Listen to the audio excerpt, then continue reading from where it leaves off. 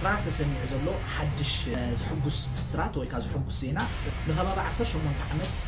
ብዙሕ እሱራት ተፈቲሖም ኣለዉ ኣብ ኣስመራ ሓድሽ ዜና ይስማዓሉ ድሕሪ 18 ዓመት ቤት ማእሰርቲ ብሽርሒ ምኒልክ ክልተ ትግራዋይ ተፈጢሩሎ ብሰሜንን ብደቡብን ሕዚ እውን ብሽርሒ ናይ ሸዋ ብምዕራብን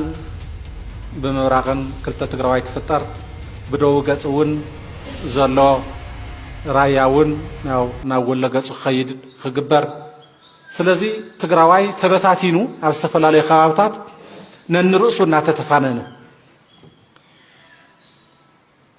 ናይ መንነት ቦርደር ዘይብሉ እናሃለወ ናይ ጂኦግራፊ ቦርደር ዘይብሉ እናሃለወ ናይ ፖለቲካ ቦርደር ክሰርሕ ርእሱ ናይ መንነት ፖለቲካዊ መንነት ቦርደር ከምቲ ምስ ኤርትራ ዘለና ማለት እዩ ከምቲ ምስ ኤርትራ ዘሎ ፖለቲካዊ መንነት መሰረት ዝገበረ ቦርደር ናይ መንነት ናይ ብሔራዊ መንነት ኮይኮነን ፖለቲካዊ መንነት ስለዚ ኣብ ፖለቲካዊ መንነት ተፈላሊኻ ትናቆር ማለት እዩ ኣለ ኣብ ዓለም ሙሉእ እዚ ዓረብ ትርእይዎ ብምሉእ እኮ ዓረብ እዩ ግን ፖለቲካዊ መንነት ፈጢሮ ርእሱ ይዋዳእ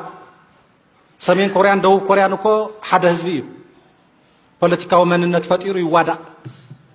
ከም ትፈልጥዎ ጀርመን ምብራቅ ጀርመን ምዕራብ ጀርመን ኮይኑ ተዋዲኡ ፖለቲካዊ መንነት ከምዚ ኤርትራ ትግራይ ትዋዳእ ከምኡ እዩ ስለዚ ኣብዚ ከባቢ እዚ ዘይጠፍእ ኩናት ዘይጠፍእ ሓደ ትስእ ይብል ሓደ ነገር ይገብል ሓደ ቂም ሒዙ ይጸንሕ ትስእ እንትብል ተሎ ተመሊሱ የጥፍኦ ናይ ምጥፍፋእ ብሸ ሰርክል ሒዝና ክንነብር ዘግብር ፖለቲካ ክትከል ለይትን ቀትርን ህራስ ኢኖም ዝሰርሑ ተጋሩ ይፍጠር ኣሎ ስለዚ ነዚ ማእኸል ዝገብር ብስምምዕ ፕሪቶርያ ነዚ ኩሉ ዘብዚ ሽርሕታት ዘምክን ኣካይዳታት ስምምዕ ፕሪቶርያ ስለ ዝኾነ ንስምምዕ ፕሪቶርያ ዝፃውኡ ተግባራት ብፅንዓት ምቅላስ የድልብ ኣብያተ ምኽሪ ዝኾነ ናይ ምስለኔታት ሽመት ምሕደራ ሃፍቲ ዝምልከት ዘይሕጋዊ ውሳነ ይኹን ጣልቃ ምእታው ዘይምቕባል ኣብያተ ምኽሪ በጀተን ከፅድቃ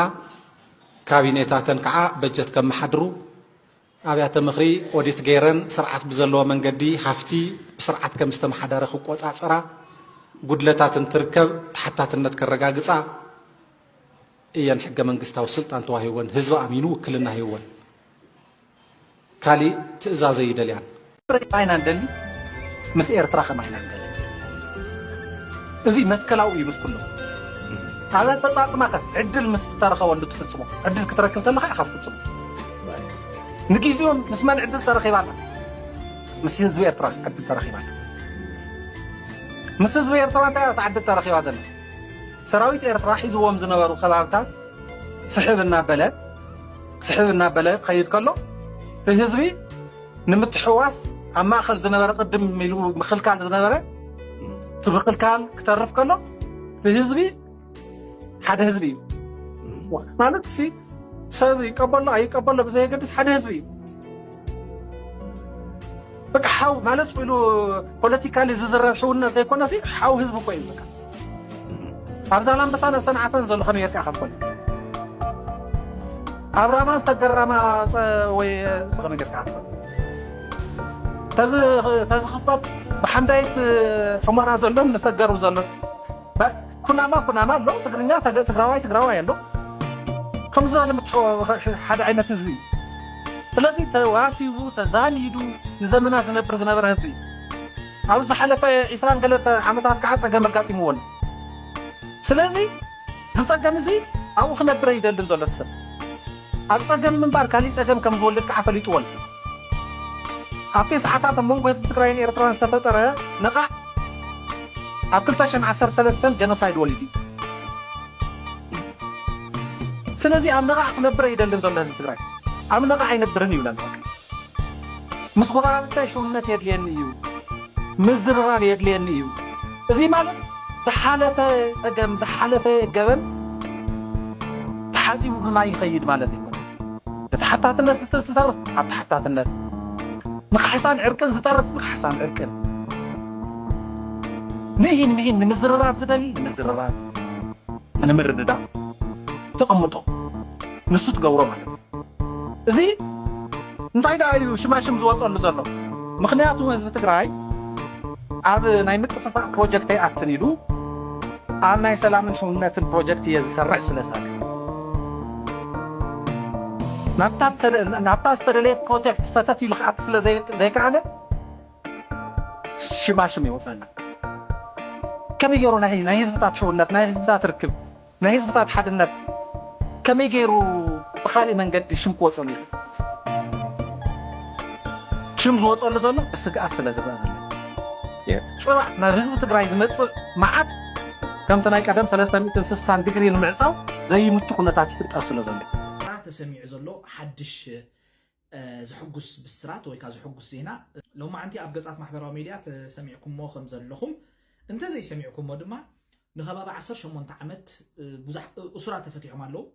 ካብዞም اسرات ገሊኦም ከባቢ 18 ዓመት ኣብ እስር ቤት ዝነበሩኦም ማለት እዩ እዚ ዜና እዚ ቢርጋ ዓለም ፍስሓ ኣቢልዩ ኣብ ማሕበራዊ ገጻት ኣነ መጀመርታ ካብኡ ኣንቢቢዮ ሸር ኮይኑ መጽኢኒ ማለት እዩ ይርጋ ዓለም ፍስሓ ገጣሚት ይርጋ ዓለም ፍስሓ ከም ትኩላትኩም ትፈልጡ ኣብ ብዙሕ እስር ቤታት ናይ ኤርትራ ሓንቲ ካፍተን ነዊሕ ዝተኣስራ ብዙሕ ከርተን ድበላ ምዃና ዳርጋ ብዙሕ ግዜ ኣዘንቲያቶላ ሲገለ ካብዞም እስራት ኣስማቶም ተፈቲሖም ዘለዉ ስማቶም ማለት እዩ ኣብ ማሕበራዊ ሚድያ ዝረኽብኮ እዩ ነጋዳይ ዘርአጋብር ገብሪ ህይወት ኣቶ ተስፋ ዓለም ሰሎሞን ብርሃነ أسمرهم جبر والد جويتهم كل التحوات داويتن ماتيوسن يوم زبل أما حبراو ميديا استزرق حد صحف عم بيبلغوا مالتي إذا صحف زي ويلما إذا زي نازي انتهى يترجموا تينا أبزح حجر بزحات نلعلي عسر شمونت عسرة لعلي عمتاتون ده يوم زت أفئة أبتحتي أزيو كفو زخونة وسربيتات ناي سرعة عدنا زركوب زيغاتات بزحاتهم زلو أبسمرا حدش زينا يسمعلو دحر 18 عمت بيت ما أسرتي ستفتحو أسرات كم زلو لما نسمع لنا بزعبا أسرات تقدسنا أسرات كفتحو كم زلو من نقصقص زنبرنا بزحاتنا أسرات يفتحوا كم زلو انتدع سمعنا لما بتعمي صبو كم زخنا زنا جرزي